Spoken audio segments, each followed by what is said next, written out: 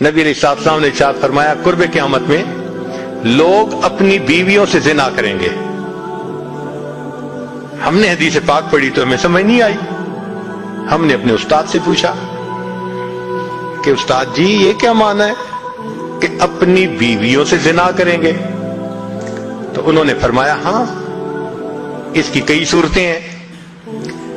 ایک صورت تو اس کی یہ ہے کہ مرد یا عورت کوئی کفریہ بول دے اور نکاح ٹوٹ جائے اور ان کو اس کا پتہ ہی نہیں کہ نکاح ٹوٹا یا نہیں.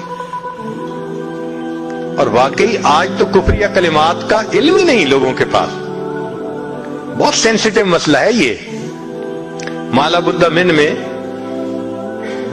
فارسی کی کتاب ہے, ہم مفتی صاحب سے پڑھ رہے تھے تو جب انہوں نے کلمات کفر پڑھائے تو ہماری آنکھیں کھل گئیں.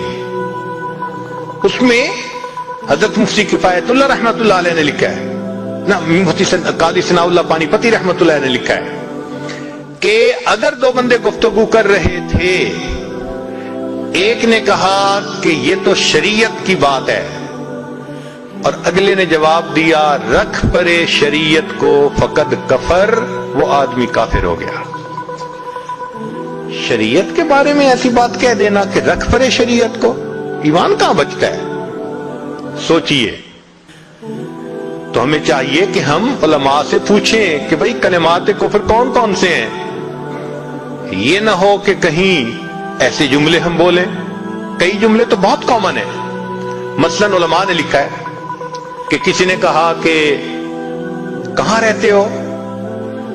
دوسرے نے کہا فلاں جگہ رہتا ہوں. او خدا دے پچھاوڑے, خدا کے پچھاوڑے یعنی خدا کے پیچھے رہتے ہو, فقط کفر. ایسا بندہ کہنے والا کافر ہو جاتا ہے. تو ان کا علم حاصل کرنا ضروری کہ کہیں ہم تو اپنی گفتگو میں کوئی ایسی بات نہیں کہہ جاتے, اور اگر نکاح ٹوٹ گیا تو پھر اپنے ذوم میں میاں بیوی رہ رہے ہیں اور زنا کا گناہ لکھا جا رہا ہے. تو فرمایا کہ مرد قرب قیامت میں اپنی بیویوں سے زنا کریں گے. ایک صورت تو یہ ہے, یہ کفریہ کلمہ بیوی بولے تو بھی نکاح ٹوٹا, خامد بولے تو بھی نکاح ٹوٹا. اور دوسری صورت ایک دوسرے کے ساتھ آرگومنٹس. اور یہ تو ہر گھر کی آج بات نظر آتی ہے.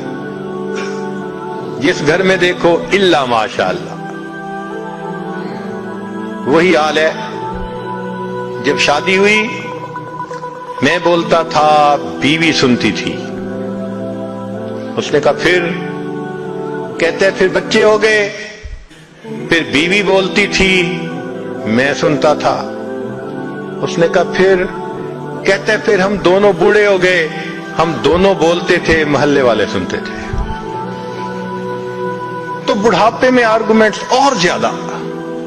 اب ان آرگومنٹس میں ہوتا کیا ہے کہ مرد کی زبان سے کنائے میں طلاق نکل جاتی ہے.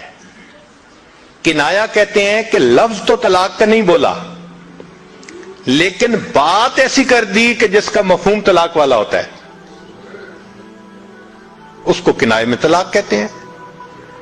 اب یہ گناہ بہت زیادہ ہے کہ غصے میں کہہ دیتے ہیں چلی جا, مجھے تیری کوئی ضرورت نہیں آج کے بعد. اس قسم کے الفاظ کہ جس کا نتیجہ یہ نکلے کہ تم میری بیوی نہیں ہے, اس کو کنایا کہتے ہیں. اب اس کے مسئلے بھی سیکھنے چاہیے.